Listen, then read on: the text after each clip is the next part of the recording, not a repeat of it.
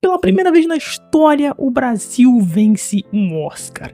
Ainda Estou Aqui ganhou a estatueta de melhor filme internacional. Mas eu pergunto a vocês, isso significa o início de uma nova era para o nosso cinema? Ou seria apenas um caso isolado? Se aconchegue aí no seu lugar, porque hoje você vai descobrir por que o Brasil não ganha mais Oscars. Eu sou o Todinho e seja bem-vindo ao canal Todinho Cinema.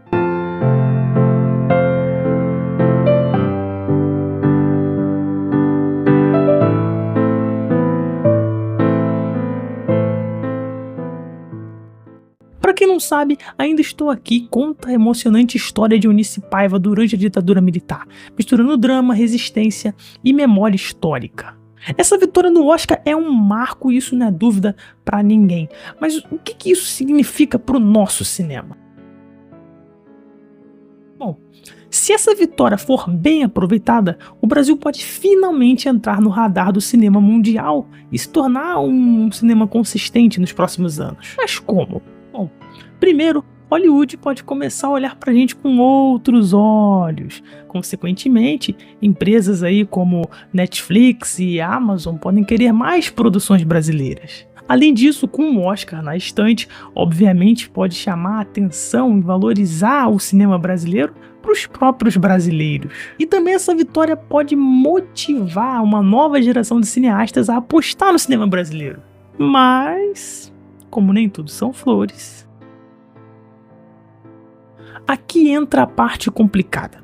O Brasil ele tem um sério problema chamado complexo de vira-lata. Isso significa que muitas vezes a gente não valoriza o que é nosso.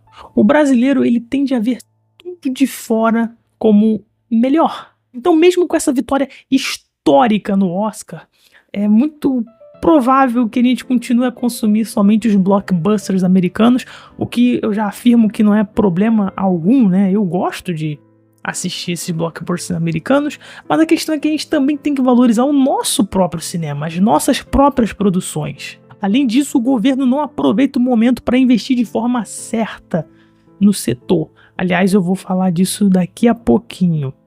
E também pode acontecer dos cineastas não terem oportunidade para dar continuidade a esse sistema, esse processo, né? Ou melhor, a esse sucesso. Se isso acontecer, Ainda Estou Aqui vai virar só mais um nome numa lista de filmes que brilharam por um momento e depois foram esquecidos. Eu digo entre aspas porque esse feito nunca será esquecido. Mas digo no sentido de ser tratado apenas como algo fora da curva, sabe? Como se fosse um tiro de sorte. Algo que nunca mais vai acontecer. E eu digo que provavelmente o maior culpado disso seja o próprio governo, que investe milhões de reais em projetos, mas de forma equivocada. A Ancine e outros órgãos de fomento despejam milhões no setor todos os anos. Só que esse dinheiro ele é extremamente mal distribuído. Você pode ver no PDF aqui na descrição quanto dinheiro é fornecido para uma produção que você nem sequer ouviu falar. O erro dos órgãos que fomentam os projetos com dinheiro público, o nosso dinheiro no caso, é que ao invés de investir pesado em filmes com alto potencial de sucesso, eles pulverizam o dinheiro em centenas de projetos menores. O que não seria um problema de forma alguma. Talvez você possa enxergar isso até como uma boa ideia, né? É muito dinheiro para muitos projetos, mas na verdade não. Porque isso gera filmes sem orçamento suficiente para competir no mercado internacional. Na verdade, até no mercado nacional. Para você ter uma noção, somente em 2023, o FSA, que é o Fundo Setorial do Audiovisual, disponibilizou mais de 2 bilhões de reais que foram usados em 244 projetos selecionados. Fora isso, teve mais de 423 projetos aprovados para a captação de recursos via as leis de incentivo, liberações de 434 milhões de reais e meio. Portanto, somando os projetos apoiados pelo FSA e pelas leis de incentivo, ao menos 789 projetos utilizaram recursos públicos por meio da Ancine em 2023 somente. E o curioso é que, vendo no próprio site da Ancine, você vê que, na verdade, né, você vê que a média de recurso, né, por projeto, utilizados para cada projeto, foi de apenas 1,8 milhão de reais. Você pode pensar que é muita coisa, mas para um filme, um longa-metragem, isso é pouquíssimo, isso não é quase nada. É literalmente impossível fazer uma obra audiovisual, no caso, um longa-metragem de qualidade com esse valor. Isso é impossível, esse valor é baixíssimo. Só a título de exemplo, o filme Ainda Estou Aqui, vencedor do Oscar, né? Ele não teve ainda o seu orçamento oficial divulgado, mas de acordo com algumas pesquisas, o orçamento foi de, no mínimo, 9 milhões de reais. E alguns estimam que o filme chegou até a 40 milhões de reais. Então, assim, é grana. 1,8 milhão já para 9 milhões já é uma diferença muito grande. Muitos dos projetos são financiados sem um planejamento estratégico.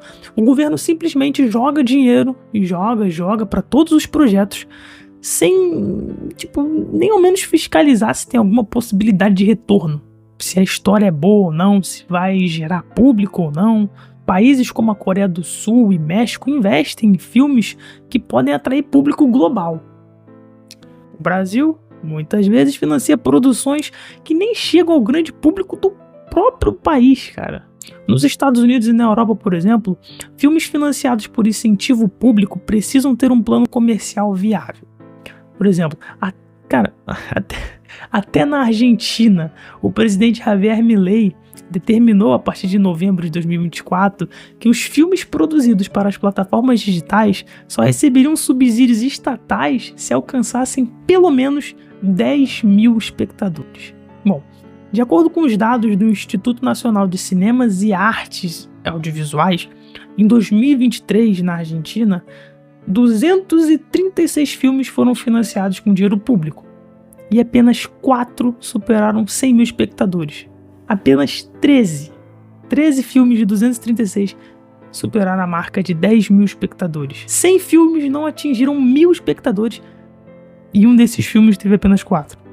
Cara, como assim? Um filme só teve 4 espectadores. Como assim? Meu curta-metragem tá aí batendo 200 visualizações e eu não gastei nem 200 reais com ele. Já no Brasil, muitos projetos são financiados sem ao menos garantir uma retribuição ou algum retorno sequer. Ou seja, o dinheiro existe, mas é mal usado. Se o Brasil aprendesse a investir melhor, poderíamos estar ganhando Oscars com muito mais frequência.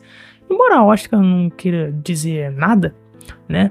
Mas poderíamos ter uma indústria muito mais forte do que temos realmente. Se investíssemos, por exemplo, esse mesmo dinheiro da Ancine, só que ao invés de 244 projetos, fosse apenas para, 40 projetos promissores, ao invés de centenas de projetos aleatórios, entre aspas, né?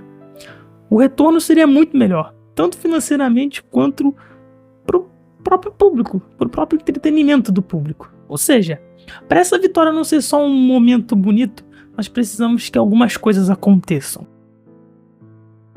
Primeiramente, mais investimento estratégico e fiscalização rigorosa no caso de projetos que realmente possam contribuir com algum retorno, seja financeiro, seja no público, embora os dois estão intrinsecamente ligados. Além disso, você, eu, todo mundo, todos nós, precisamos assistir mais produções brasileiras. Afinal, não adianta nada o governo investir, e mesmo que invista certo, se eu e você não assistirmos, não apoiarmos a produção do nosso próprio país. A gente tem que se desprender do nosso complexo de vira-lata e dos nossos estigmas generalizantes de que o cinema brasileiro não presta.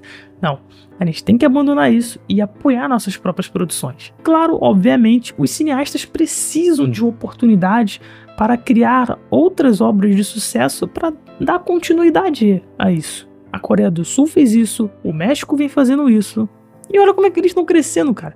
Você provavelmente consome algum conteúdo coreano, os doramas que o digam. Então, assim, a pergunta que fica é, será que o Brasil vai querer seguir pelo mesmo caminho?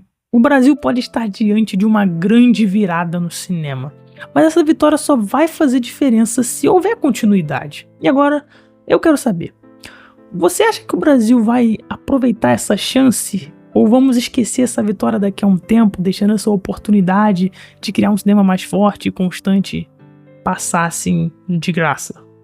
Comenta aqui, compartilha esse vídeo e vamos fazer essa discussão chegar a mais gente, porque é muito interessante você parar pra pensar nisso. Se você quiser mais conteúdo sobre cinema, já se inscreve no canal, ativa o sininho.